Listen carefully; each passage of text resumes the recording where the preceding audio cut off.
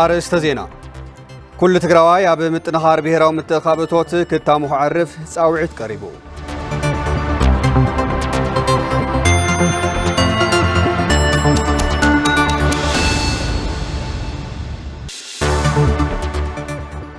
ብልዕሊ 100 ሚልዮን ብር ንሰለስተ ወረዳታት ዞባ ምብራቕ ትግራይ ሰብኣዊ ሓገዝ ከም ዝግበር ማሕበር ኖታት ንኖታት ተፍሊጡ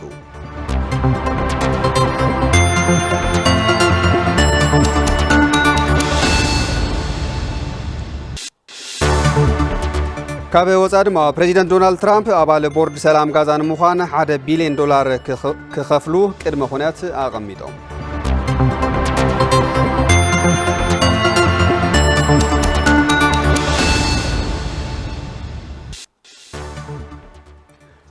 ሰላም ከመይ ትውሉ ክቡራት ተመልከቲ ቴሌቪዥን ትግራይ ነውን ሰዓት 1 ዝሓርናዮም ዜናታት ዝዕለት ሒዝና ቀሪብና ኣለና ዜናታት ሰዓት ብምምራሕ ኣነ ተፋዝ ጋዓስበይ ብምርኣይ ምልክት ቋንቋ ሰሎሞን ሃይሉ ምስ መላእ ሰብ ሞያ ስቱድዮ ቴሌቪዥን ትግራይ ምሳኹም ፀኒሕት ከለወና እዩ ክሳብ መወዳእታ ንምክትታልኩም ዓዲመ ፈለማ ሓፀርቲ ሓበሬታታት ኢና ከነቐድም ልዋም ግብረ ኺዳን እያ ክተቕርበልና ናብኡ ከስግረኩም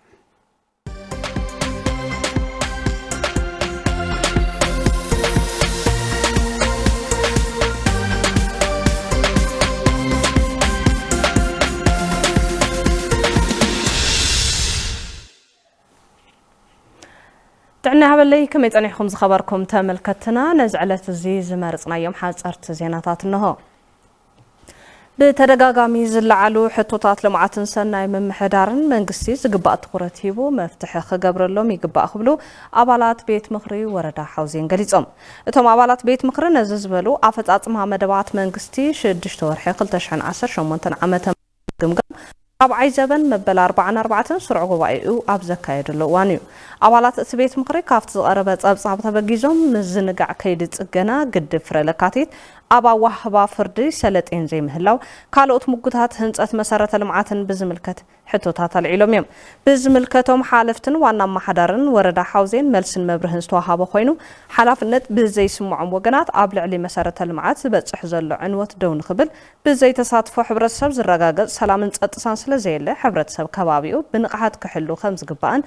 ቢሮም እዮም ክብል በሬታን ርክብን ወረዳ ሓውዜን ጸብጺቡ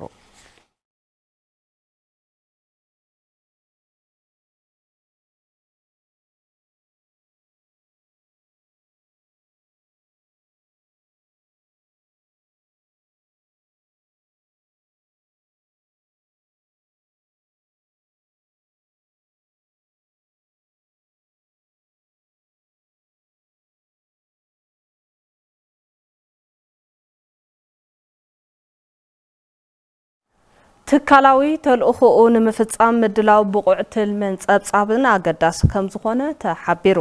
እዚ ዝተገለጸ ስልጠና ሓባሪ መስርሕ ትልምን ጸብጻብን ትእምት ንኣመራርሓን ክኢላታትን ኢዛና ኣብ ዝተዋሃበ ኮይኑ ከም ትካል ዝተውዓሉ ክፍተታት ዝመልእ ምዃኑ ድማ ሓላፊ መምርሒ ምምሕዳርን ልምዓትን ሓይሊ ሰብ ኢዛና ኣይተ ኣስፋው ሓዲስ ገሊጾም ካብ ኣሰነዳድኣ ብቑዕ ትልምን ጸብጻብን ጀሚሩ ኣብ ዘላቒ ክትትልን ደገፍን ከምኡውን ኣተዓቓቕን ፍጻመታት ዘጠቓለለ እቲ ስልጠና ዓሚቕ ዘተ ተኻይዱ እዩ ኢዛና በዚ መዳይ ተወሳኺ ዓቕሚ ንምፍጣር ዝረኣዩ ድልውነት ዝነኣድዩ ክብሉ ሓላፊ ትልሚ ስትራቴጂን ቴክኖሎጂ ሓበሬታን ማእኸል ኢንቨስትመንት ትእምት ከም ዝሓበሩን እቲ ስልጠና ኣብ ምፍጻም ትካላዊ ዓቕሚ ካብ ዝፈጠርዎ ኣወንታዊ ጽልዋ ብተወሳኺ ኢዛና በብእዋኑ ዘመዝግቦም ውፅኢታት ንዝምልከቱ ኣካል ብእዋኑ ንምብጻሕ ዝሕግዝ ኢሎም ከም ዕላዊ ገጽ ልምዓት መዓድን ኢዛና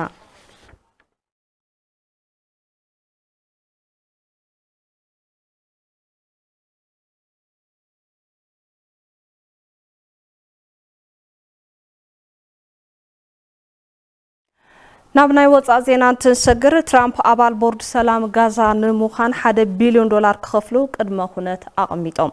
ብውድብ ሕብራት ሃገራት ዝጸደቐ ውጥን ሰላም ጋዛ ፕሬዚደንት ዶናልድ ትራምፕ ሓድሽ ዓለም ለኻዊ ትካል ስግግር ምሕደራ ዝወፀ ረቑሒ ኣከራኻሪ ኮይኑ ጸኒሑ እዩ ኣብቲ ቦርድ ፍልስጤማውያን የለውን ግደ ውድብ ሕብራት ሃገራት ኣብቲ ቦርዱን ኣካታዓይ ኮይኑሎ ቀዳማይ ሚኒስትር ህንዲ ናሬንድራ ሞዲ ፕሬዚደንት ሩሲያ ቭላድሚር ፑቲን ፕሬዚደንት ቱርኪ ረሲፕ ጣይብ ኤርዶጋን ቀዳማይ ሚኒስትር ዓባይ ብሪታንያ ሰር ኬር ስታርመር ቀዳማይ ሚኒስትር ኒውዚላንድ ክሪስቶፈር ሉክሰንን ዝተዓደሙ እንትኾን ነቲ ጉዳይ ክንሓስበሉ ኢና ኢሎም ኣብቲ ኣባል ቀወምቲ ቦርድ ኣባላት ንምዃን $1 ቢልዮን ክኸፍሉ ከም ዝግደዱን እቲ ገንዘብ ንዳግመ ህንፀት ጋዛ ከም ዝውዕልን ትራምፕ ገሊፆም ኣለው ትራምፕ ናይቲ ቦርድ ናይ ዕድመ ልክዕ ኣቦ ወንበር ከም ዝኾኑን ድሕሪ ካብ ፕሬዚደንትነት ኣሜሪካ ምውራዶም እውን ነቲ ቦርድ ምምራሕ ከም ዝቕፅሉ ቢቢሲ ጸብጺቡ ሮይተርስ ዝተመልከቶ ረቂቕ ቦርድ ሰላም ካብ ጋዛ ወጻኢ ኣብ ካልኦት ከባቢታት ዝፍጸር ግጭታት ንምፍታሕ እውን ክሰርሕ ይብል ጸብጻብ ወያንተ ብዙነ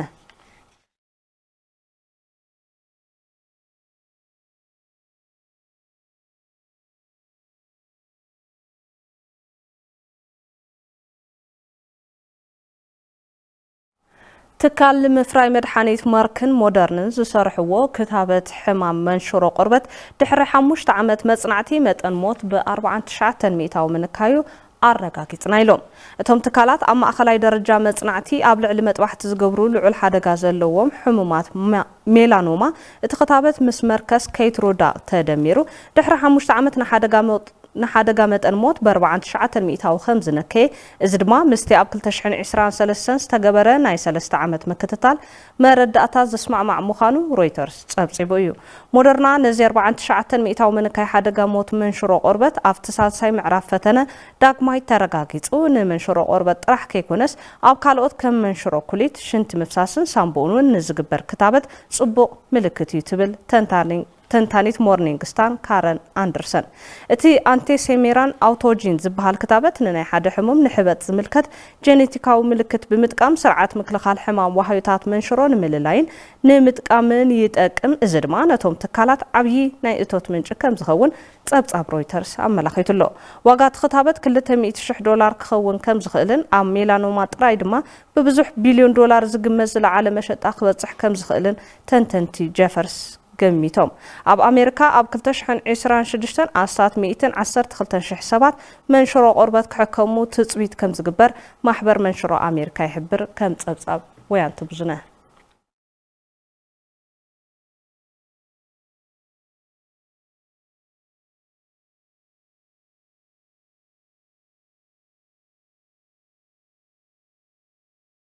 حضرت زينات الساعة زازمنا لوام قبر كيدان مساكم تصنيحه زرزرنا بزقربلنا تسفاز كملسكم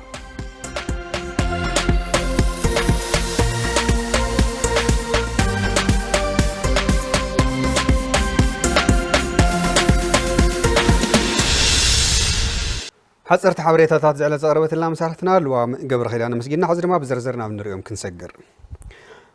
وقعت كحكمون تمزابلتي بوحوس أجواب نمربتهم كملسون أبز جبر تعريه كله تجراوي أب متنخار بهراو متخابطات أسرو كعرف بريزيدنت جاوم حدار تجراي تعدس وردت أويعم نفس وكف زيجا بتصحيتون مفتس أم زعلم مدرخ مبصري بهراو متخابطات ترى 10 شمونتن عم تمرت تساليت الله مرهو تسفيت خطاتي الوسع بهاربي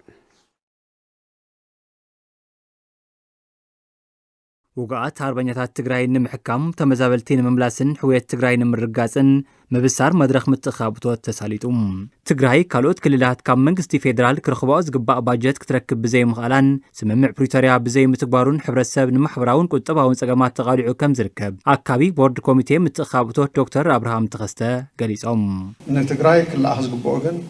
كاور حتى كمتي 19 شهر تنجميرو بتصدق مسارات أي تلاخر نقد صالون بتزلوا بجت مكفافل سرعات مسارات تجراي زقبا بجت تركب مخانا من مرة قص يلا بتوصخي ادخل كلا بجت جزاو محدار تجراي زتوهاو عمامات كي يسالد زقبر مخانو قلسي كلهم سقامات حزب تجراي بوشطاوي عقمتات المفتاح بتا زركابو حجازاي كخوني قبا زبولو بريزيدنت جزاو محدار تجراي تادس وردم زي متخاب اتو سقامات حزب تجراي نمقلال حجازا يلوم أبلغلي قدعات كنا تجادلنا تمازالتن كانت نقولوا على حوجناتن بتصحت له قدعات مؤنثة تعلمي اتزي زمته اتمتخاب حفتك في الشل المقبار قدعات كناتنا حكمنا كيرهم تمازالتنا أنا مربتهم كي ملصوا كانوا نايحوية صراحتي كي كاين ንምግባር ተዓለመ ምዃኑ ኩላትና ክንርዳእ ይግባእ ስለዝኾነ ነቲ ጸለመ ነፂግና ኩላትና ኣብዚ እቶት ምትእኻብ ምስታፍ ህልውና ወገናትና ክነውሕስ ደጊመ ይጽውዕ ተመዛበልቲ ናብ መረበቶም ክምለሱ እንተኾይኖም ውሕስና ብዘለዎ ኣገባብ ክትግበር ይግባእ ዝበሉ ፕሬዚዳንት ታደሰም ነዚ ድማ ውሽጣዊ ዓቕምታትና ክጠናኸር ይግባእ ኢሎም እቲ ተተሊሙ ዘሎ ብሄራዊ ምትእኻብ እቶት ክዕወታ ምግባር ተራ ዘለኩም ፖለቲካዊ ውድባት ማሕበራት ሰብ ሃፍቲ ዓበይቲ ዓዲ ምሁራት ሚድያታት ጋዜጠኛታት ነጠፍቲ ማሕበራዊ ሚድያ ቲክቶከራት ወዘተ ኣገዳስነት እቲ ብሄራዊ ጻውዒት ተገንዚብኩም ንትገብርዎ ኣዎንታዊ ድጋፍ ኣቐዲመ ብሽም ጊዜያዊ ምሕዳርን ከመስግነኩም ይፈቱ ተታሒዙ ዘሎ መድረኽ ምትእኻብ እቶት ንምዕዋት ኩለ መዳያዊ ድጋፋት ከም ዝገብሩን ዛጊድ ሃርበኛታት ኣብ ምሕካም ጽቡቓት ጅማሮታት ከም ዘለውን ተሳተፍቲ ኣካላት ገሊጾም 2,000 ኣባል እኒና 2,000 ኣባል እዚ ድማ ኣብ ቀረባ መዓልቲ ህፁፅ ጉባኤ ፀዊዕና ብቀጥታ ምስኡ ክንዛተ ኢና ምእንታን ትርጉም ዘለዎ መዋጮ ክንገብር ለዝናዞም ወገናትና እዚኦም ምሕካም ኩሉ ትግራዋይ ከም ምሕካም ኩሉ ትግራዋይ ከም ምሕዋይ ክንሪዮ ንኽእለና ማለት ተኣክል እዩ ተመዛበልትና ምትመሃሳሊ ከም ሃርበኛታትና ኢና ክንሪኦም ድግበአና ባህለይ ኣብ ዓብዪ ድፋዕ ኮይኖም ምስ ሰብ ስራሕ ሓደጋታት ላተጋጠሙ ብዙሕ መስዋዕቲ ላኻፈሉ ዝርከቡ ተመዛበልቲ እዮም እዚኦም ብትመሃሳሊ መልክዑ ላቦቶም ድምለሱሉ ክሳብ ድምለሱ ክሞቱ ክጠሙ የብሎም 100% ጉዳኣትና ሎም ዓመት ሕክምና ክንውድእ ኣለና ካብዚ ንላዕሊ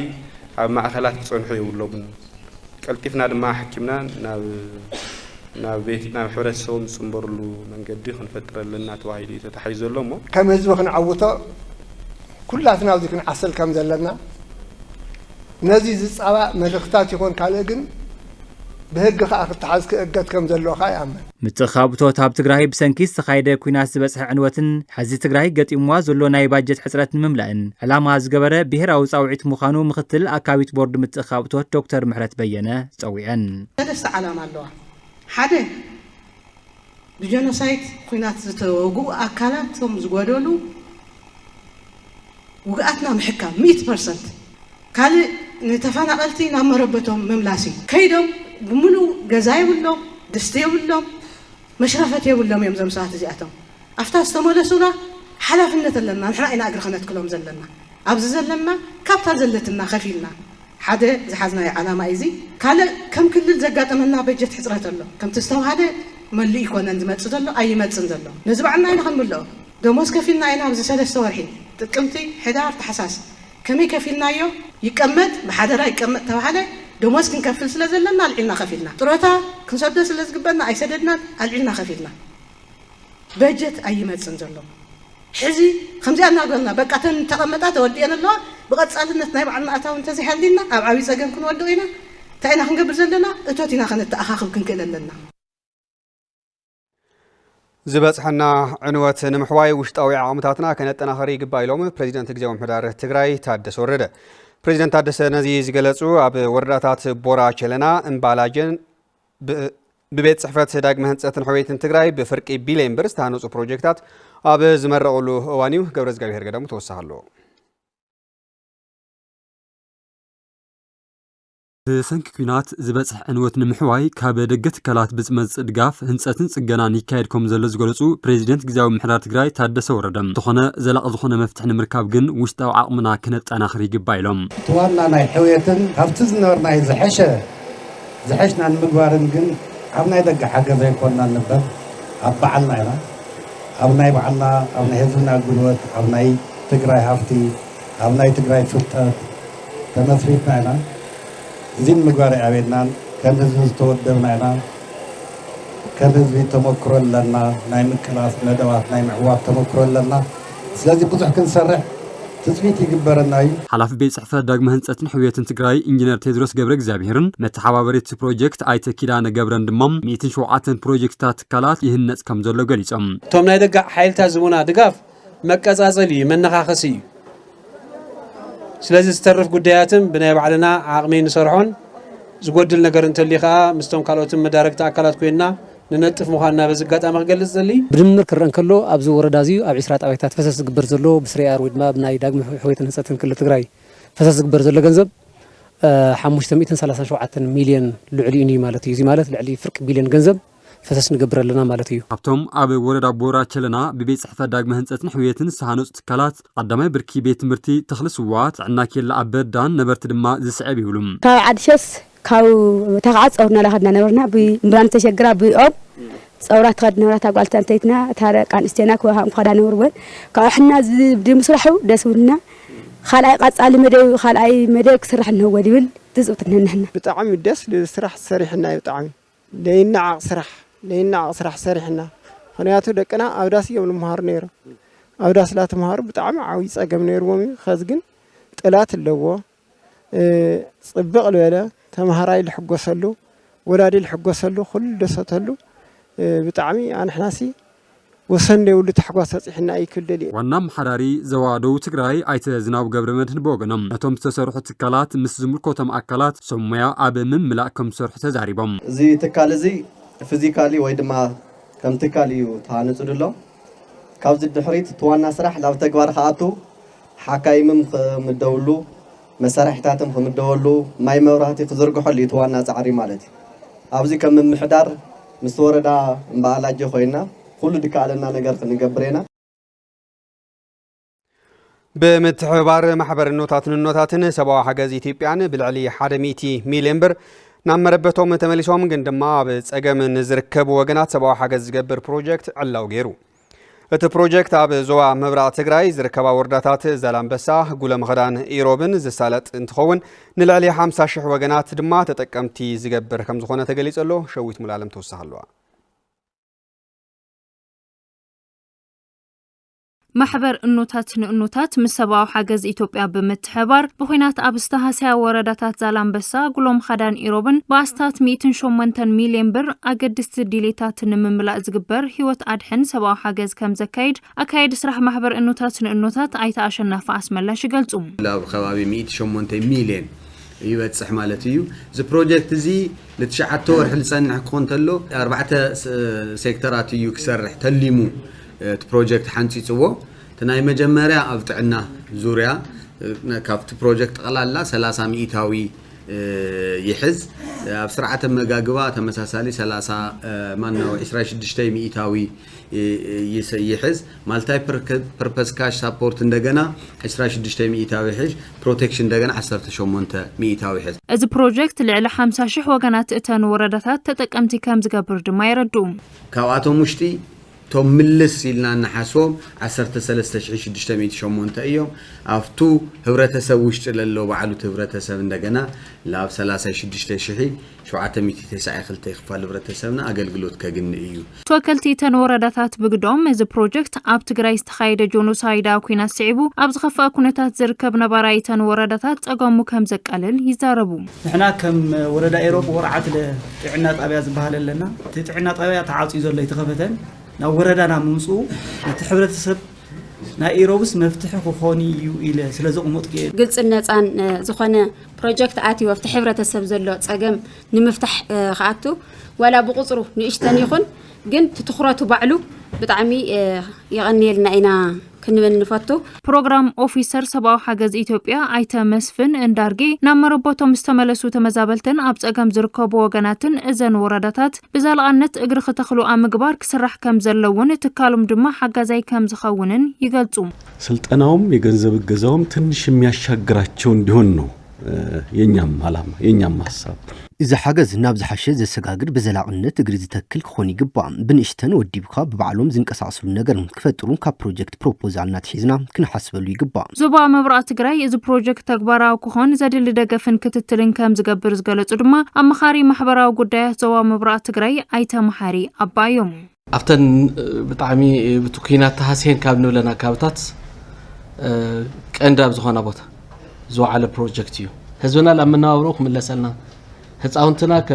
بروتكتد لخونو هتعاونت خلينا ديتاتنا بروتكتد زخانا خنا هندما كم زوا مساهم كينا نسرحنا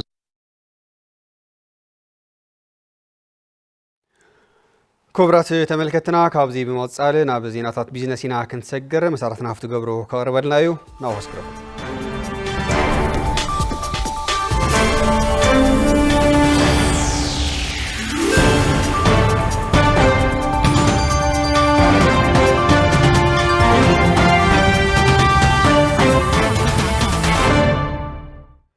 يمسجن تسفازجي سلام طعنا هبل اللي ظهوركم تملكتنا نزعلت زي زحرنا زيناتات بيزنس حيزة قريبة لخون مكتالكم عديمة فلما زيناتات بيزنس سبونسرز قبرنا محبر أكسيون كونستراكشن نقدن إندسترن هورن أفريكا ملكتو تختاتنا نحن ملس ناي بيزنس زينا سبونسر هورن أفريكا ريل ستيت أب كتما مغالا ننابراب زمتشو عين بوتا ماب كباب الدعرون نمنبري أبايتن نقدن زوعل بعل 15 دبر هنسا أم مسرح يركب أماراتي حيل إلكتريك جنراترز تاقت أمدلام عطا أماماني مايكرس مدريم باركينج مخاين نمحوراوي قدايات زرلي بوتاتاتن زكاتاتم درجة أمزحلو غزاوتي بعسرت حموشة ميتاوي قد مكفلت راي وننت منبري أبايتن نقدن يخونم هورن أفريكا ريل ستيت نزيناتات بيزنس سبونسرز قبرنا هورن أفريكا ريل ستيت أزينا أنا نمسجن تكال بروجكت ودو لمعات اندستر حبرات هاقرات نربع مناسي كتماورو نمسنو زوعلا 4 موترات ما يعديلو جنة كحساي توساق حزالا بمنغستي جابان زمولت تكال بروجكت ودب لمعات اندستري حبرات هاقرات أبي كتماوقرو أبي لمعات حرشا سلطانا كوسلو نزنحو 4 مناسي نقل قالت مسنو زوعلا 4 موترات ماين تراكتر مكينان نبوليتكنيك حرشا كوليج وقرو بحاجز ركيبو نايز عدل تتكمت زخونو مناسي كتماوقرو زي رخبقو حاجز نابل سرح بموعال تربحنتهم نمرقاز كم سرحو تزاريبهم سرح قوام تخدي كوميدرم نعمل فرنيرة كاو قطعنا جنريتر نيرنا حترت هزقنا قاعد هو نعملين مدرسي سدتي قرا كاو سدت عاد خون كم سرحش عاد خسريحها تلويت كان هذا تصوع تقبرش زنت فلاعودي او حرشينا نتف نيرنا زنا انا بتعمل حريف مباراتات عيو نرصقم بزح ነገር انتفينا نو دغنا نمورال زاكل تعمي صبغ زبلنا بس ساعزي مس ولدنا هنا كاز ግን ብዙ ነው ማዕና حسلنا متحابري بروجكت يونيدو تግራይ ጌታውን ለገሰ ትካሎም ኣብ ከተማታት መቀለን ውቅሮን ብሞያ ጨርቃ መርቀን ዘርፍ መስኖን ከሰልጥኖም ጸንሑ 80 መናእሰይ ናብ ስራሕ ዝኣትውሉ ድጋፍ ከም ዝገበረ ገሊጾም ውቅሮ ሕርሻ ኮሌጅ ናይ ትራክተር ጽገናን ናይ መስኖ ስራሕታትን ስልጠናታት እዩ ዝወሃብሎ ስለዚህ ተመናሳይ ክልተ ስራሕታት ክሰርሑ ዘለ ሓደ ኣብ ከባቢ ክልተ ውላዕሎ ኣጽሮ በርታን ውቅሮም ከባቢ ዘለዋ ትራክተራት ናይ ጽገና ስራሕታት እንዳሰርሑ ናብሮኦም ክማሕሹን እቶቶም ክረኽቡ ሓደ ናይ መስኖ መሬት ተረኺቦም ናይ መስኖ ስራሕታት ገይሮም ህይወቶም ምሕጉሕስኖም መረጋጊጾም ማሕበረሰብን ቤተሰብን ባዕሎም ክኾኑን ጽቢት ንገብር ብቐጻልነት እዚ ነቶም መናእሰይ ኣብ ክልተ ከተማ ዘለዉ بقصالنا ندقفهم مسألة غيرنا نسرح سرعات قصلت لونا بزحات مناسي بسنكي سنة سرح عدد سدة الموتن يخون مهلاهم زغلصو كنتيبا كتما وقرو ايتمولو مارو نمناسي زغبرو حاجزات تتناخيرم كقصلو صويعم 4 موتور بلانت جميرنا مالت عاوناتكم وصيت يمسرتنا يقصالو كنتاتنا بليصكم تترخيبكم ابزي توصلو زلكم نبرت قليل يكونن بنحز واغا ስለዚህ እዚ ንብረት እዚ ዓብይ ንብረት ምዃን ሓሲብኩም አልሚዕኹም ለውጥ ተምጽኡ ደድሕሪኹም ድማ ብዙሓት መናእሰይ ክስዕቡ ዝዕድል ክረኹ ናይ ምግባር ኣብናትኩም ጽቡቕ ስራሕ ዝምስረት ማለት እዩ ምክትል ሓላፊ ቢሮ ቴክኒክን ሞያን ስራሕ ዕድል ፈጠራን ትግራይ ኣይተ ዓለም አረጋዊ መናእሰይ ከምዚኦም ዝበሉ ዕድላት ናብ ተግባር ብምሽራፍ ኣብ ሕዌት ዓርሱን ዓዱን ክሰርሕ ምዒዶም ዳግመ ህንጸትን ሕዌትን ትግራይና ክቀላጠፍ መጨረሻው ከዓ ህዝቢ ትግራይን ናብ ኑር ምምላስ ስራሕ ዘይኮነስ ዝሐሸ ትግራይ ንኽመጽእ ኣባና እዩ ዘሎ ተሓላፍነት እሞ ኣብዚ ዘለና መናእሰይ ነዚ ተረዲእና ንባዕልና ኣብነት ኮይና ኣብ ከባቢና ዘለዉ መናእሰያት ድማ ናብዚ መንገዲ እዚ ክመጹ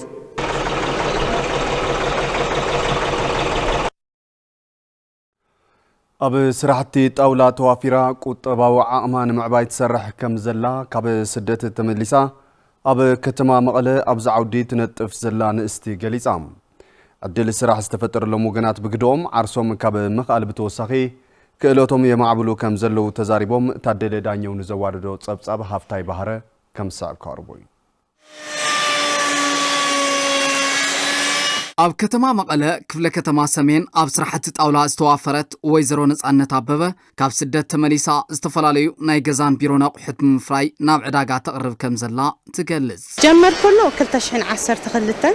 ካፒታል ብ4 ሚልዮን ኣነ ኣብ ደገ ብዙሕ ዓመት ጸኒሐ እየ ብፈርኒቸር ማኑፋክቸሪንግ ሒዘ እየ ንዓደይ ተመሊሰ ዓድኻ ዝሓሸ ነገር ሒዝካ ንምምጻእ እየ ናብ ዓደይ መጽ ነምርቶ ኪችን ካቢኔት ቁምሳጥን ዓራት በሪ ያው ናይ ገዛን ናይ ቢሮ ኣቑሑት ሓደ ናይ ሃገር ዕቤት ህንጻ ጥራሕ ኣይኮነን። ካብ ወፃኢ ዓዲ ሞያ ስራሕቲ ጣውላ ሒዛ ከም ዝተመለሰት ዝሓበረት ወይዘሮ ነጻነት ኣብታ ዓውዲ ተዋፊራ ቁጠባዊ ዓቕማን ምዕባይን ስእነት ስራሕን መናእሰይን ምቅላልን ትሰርሕ ከም ዘላ ድማ ተረድእ። ልዕሊ 25 ሰራሕተኛ ነይሮም ቅድሚ ጦርነት ምፍጣሩ ሕጂ ግን ምስቲ ዘሎ ኩነታት 24 ሰራሕተኛ ኣለውኒ ዘይሓልፍ ግዜ የለን ብዙሕ ነገራት እውን ሓሊፍና ኢና እና ተሓጋጊዝና ዓድና ንኽነልምዕ ስደት ንኽቐሪ ሓደ ዓይነት ኮይና ፖለቲካ ፈላላይ ተሃልውን ኣብ ሓደ ዙርያ ኮይንካ ተራዳዲእኻ ትፈትሖ ነገር እዩ። መናእሰይ ደስታ ሃይለ ስላሰን ኣማኑኤል ሞላን ዕድል ስራሕ ካብ መንጎ ዝተፈጠረሎም ወገናት እንትኾኑ ሰሪሖም ዓርሶም ካብ ምኽኣል ብተወሳኺ ሞያዊ ክእለቶም የማዕብሉ ከም ዘለዉ እውን ይገልጹ። ኣብዚ ድርጅት ኢና ሰራሕኩ ያው ጽቡቕ ኑሮ ይነብር እየ ባዕለይ ብዝኽእሎም ማነጅ ናገርኩ ሰርሕ እየ ያው ገዛ እውን ሰሪሕ ኣለኹ ኣብዚ ድርጅት እዚ ብልቓሕ ድዩ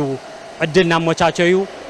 በአበል ዲዩ በሁሉ ናሞቻቸዩ ቤተሰበይ እውን ያው ንሓገዝኩ ንባዕለይ እውን ኣብ ጽቡቕ ህይወት ይርከብ ሕጂ ማለት መንግስትን ውልቀ ሰብ ሃፍትን ተጋሩ ኣብዚ ሰዓት እዚ ስፔሻሊ ነቲ ዘሎ መንእሰይ ስራሕ ዕድል ናፈጠሩ ንባዕሎም ኮይኖም ንዓዶም ንሃገሮም ንስድሮኦም ንክኾኑ ይጽውዕ ማለት እዩ። ሞያ ማለት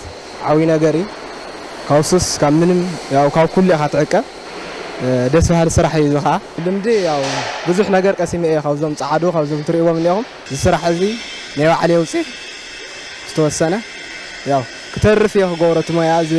ጥበብ ናቶም እውን ኣብዚ ክተርፍ ክገብሮ እየ። ቁጠባ ትግራይ ንምህናፅን ንመናእሰይ ዕድል ስራሕ ንምፍጣርን ንዓውዲ ማኑፋክቸሪንግ ጠመተ ክግበረሉ ከም ዝግባእ እውን እቶም ወገናት ኣገንዚቦም። ዝኸበርኩም ተመልከትና ሓዚ ድማ ኩነታት ሽርፍ ውፃእ ዘር ሰደቓን ክትከታተሉ ከእንግደኩም ሰላም።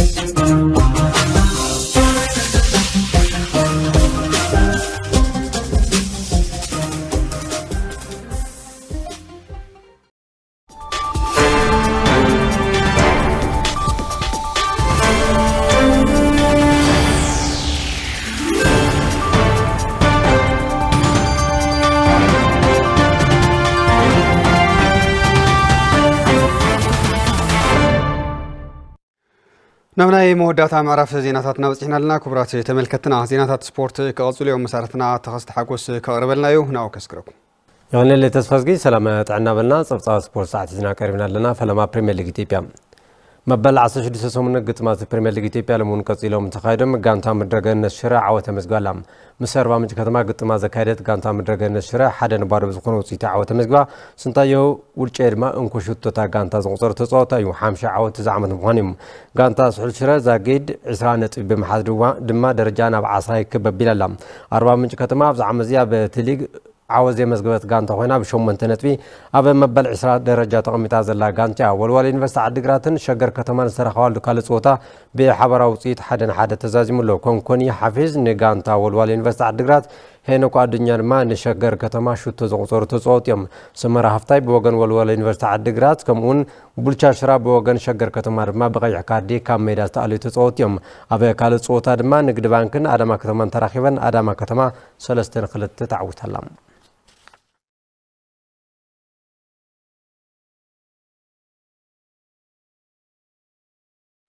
زرزرنا بزحزنا الحبريتا كنسجر كلنا وصيتاوين بمخان ابز حشه درجه مبصح برتعم سرحكم زلو توصوتي غانتا كوعس اغري امباسنيتي غليصملو يوحنس شبر توساقلو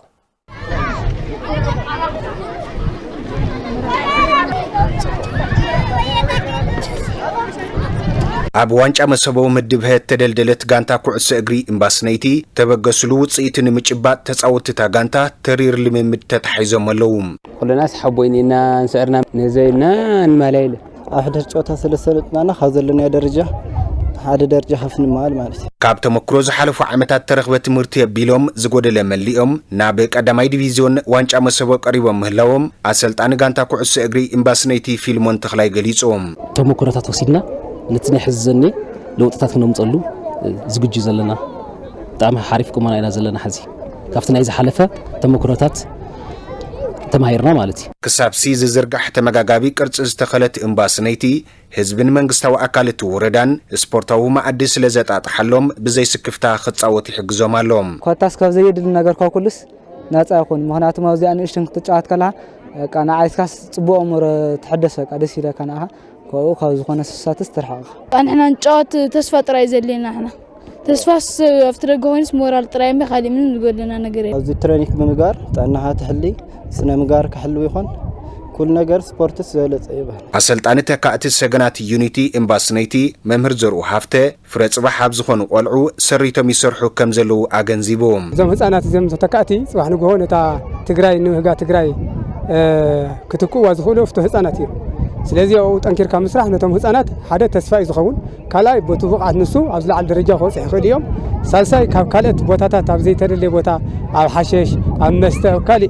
ከይቃነ ቦቲ ናይ ስፖርት ተቃኒዮም ኣካላቶም የማዕውልለው ካኡ ድማ ተተካእቲ እናፍረኻ ኣብ ዝለዓለ ደረጃ ንሃገሮም ዝውክሉ ዜጋታት ንምፍራይ ዕላሙ ኣተሓባሪ ከይዲ ስራሕ ስፖርት ወረዳ እምባስነይቲ መምህር ፍስሓ ኪሮስ ብወገኑ ብቦርድ ዝምራሕ ስሩዕ መሓውር ኣቂሞም ንጥፈታቶም ከም ዘሰጉሙ ገሊጾም ወረዳው መጸዊዖም ክልሎ መጸዊዖም ሃገሮም ዘጸውዕሉ መንእሰይ ተጻዋታይ ኩዕሶ እግሪ ኢና ንፈጥር ዘለና ስለዚ እዚ ንኸዓቢ ድማ ሰፊሕ ስራሕ ናይ ባዕሉ ጋንታ መራሕቲ ኣሰልጠንቲ ቦርድታት ብዘለዎ እውን ኢና ንሰርሕ ዘለና ቶም ቦርድ እውን ናይተን ጋንታታት ምንቅስቃስ እናተኸታተሉ በጀት ዘተኣላልፍሉ መንገዲ ኢና ንፈጥር ዘለና ዘርክስ ያለኒ ብቕዓት ተጫወት ስለ ዘለውስ ነመጻኻና ተራኻ ኮስካ ዓዊ ስለ ዘለውስ ነመጹ ከስተኽሩ ኣብዚ ላዕለ ደረጃ ናይ ትግራይ ተጫወት ኣደሊ ቆይተይ ተጫዊተ ድማ እንቱ خفታ ዝፈርኹላ እምባስነይቲ ዓደይ ና ክፍርያ ከምቶም ዘፍሬንስ ከፍሪ ደሊ ትሕዝ ዘለውና ተጫወቲ ብጣዕሚ ኣብዚ ክለብ እዚ ወኪሎም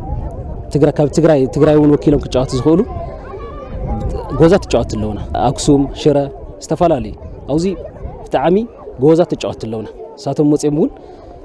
መልሚሎም ንኸወስዱ ንኣቶም እውን ዓብይ ሓገዝ ይኾኖም ኩዕሶ እግሪ ትግራይ ንኽመሓየሽ ኣብ ሰገናት መሰረት ተገይሩ ክስራሕ ከም ዝግባእ ድማ ነበር ተጻዋታይ ቢናም ብስራት ገሊጹሎም ብርሃነ በየነ ዘራሪብዎ ካብቶም ኣብ 1990 ዓመተ ምህረት ካብ ዝነበሩ ኮኸባት ተጋሩ ተጻዋቱ ኩዕሶ እግሪ ሓደ እዩ ነባር ተጻዋታይ ቢንያም ብስራት ቢንያም ኣብ ጋንታ ጉና ቢ ጅማሩ ብምግባር ተደጋጋሚ እዋን ሃገራዊ ጋንታ መናእሰይ ኢትዮጵያ ብምስላፍ ዕውት ግዜ ከም ዝነበረ ይዛረብ ኣብ ማንኛው ቆልዓ ካብ መንደር የጀሚረ ካብ መንደር ጀሚረ ሃሙላ ዓወኹ ላጎቦስ ምስኸት ቁጥሪ ልክ 16 ዕድመ ይትኾን ተሎ ጉና ቢ ተቀላቀለ ያው ጉና ብዙሕ ዓመት ተጫወተ ኣብ ጉና ኮይነውን ወጣት ቡድን ኬንያ ወኪል ኸይደ ታዳጊ ቡድንውን ለሴቶ ኸይደ ካብ ጉና ምስ ወጻኹውን ኣዳማ 2 ዓመት ተጫወተ ካብ ኣዳማ ወጻውን ብመፈረሚ ኣብ ወንጂ ተጫወተ ድሕሪ ወንጂ ናብ ጉና ተመሊሰ ጉናውን ምስ ተጫወት ኩል ልክ ጉና ምስ ፈረሰት መቐለ ከነማ ተፈጢራ ናብ መቐለ ከነማ ተቀላቀለ ኣብ ከተማ መቐለ ተወሊዱ ዝዓበየ ቢንያም ኣብቲ እዋን ዝነበረ ኩዕሶ እግሪ ትግራይ ተጋሩ ማእኸል ዝገበረን ሰፊሕ ህዝባዊ ድጋፍ ከም ዝነበሮን ይዝክር همزنا خازل لو عدلات تمعشاشي أي نغري جين ولا هامو يقول مع تجواتي جوز تجواتي نيرو سمعتنا ون بتعمي صبوا نيرو ناتو هزي ناتو في دقاف النير سمعتون بتعمي دس بالملكو فكرون نيرو جوناي ترانسي أوزحها أوزي تولتي تجارو هناك أو ترانسي تخدها لعلى 10 شمونت تجاريهم أو جونا وانت تخدها لعلى 10 شمونت تجاريهم بوليس وانت تخدها هم تجاريهم ኣብ ትግራይ ዘሎ ኩዕሶ እግሪ በቲ ዝድለ ደረጃ ከይዓቢ ምክንያታት ካብ ዝኾኑ ኣብ ዕብየት ተጋሩ ተፃወቲ ብዘይ ምስርሑን ሕፅረት መዘውተሪ ቦታን ገሊኦም ምዃኖም የብርህ ባዓልና መስዋዕት ላኸፈልና ታይና ክንገብር ዝግበአና ናብዓልና ቆልዑ ላብዛሕና በቃ ዕድል ክንዎም እኔና ላብዛሕና ተኸይድና ኣብ ናሽናል ቲም ደረጃ ንሪኦም ኣብ ወጣት ቡድን ኣብ ታዳጊ ቡድን ዕድል ከግኑ ይኽእሉ እዮም እተን ክለባትና ኣብዛሓ ተጋሩ ኣይትርኢ ኣብዛሓ ተጋሩ ተሪኢኻ ቶመና እሽትኒው በየሰፈሩ ልለው ላኣቶም ላረእዩ ክመፁ እዮም ካብኡ ለለ ሃምዝና ቀደም ናይና በየሰፈር ሜዳ ነይርና ኸዚ ግን ሜዳ ኣብዛሓ ኣይትርኢ ኣብ ተወሰና ቦታ እዮም ፀቢዩ ኢል ፀበበ ኸዚ ብዙ እውን ተጫዋች ልከይወፅእ ይገብረና ኣሎ እዚ ነባር ስፖርተኛ ኣብ መሪሕነት ዝረኣዩ ክፍተታት ብምእራምን ዓቕምን ልምድን ዘለዎም ሰሞያ ብምስታፍን ክስራሕ ይግባእ ክብል መልእኽቱ የመሓላልፍ ኣብ ኣመራርሓ እውን ፀገም ተሃሊ ሱቕኻ ብዙሕ ግዜ ለይመሃል ተደረሸ ለውዚ ንባዕሉ ተጫዊቶም ዝሓለፉ ሞያኦም ስለዝኾነ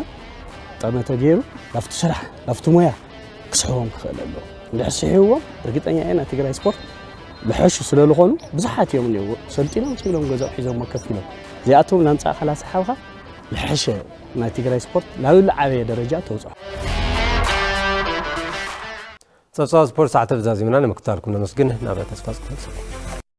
ክቡራት ተመልከትና ዜናታት ዘዕለቱን ናብ ዜና ክንክንበት ንምክታልኩም ኣመስጊነ ብሩክ ግዜ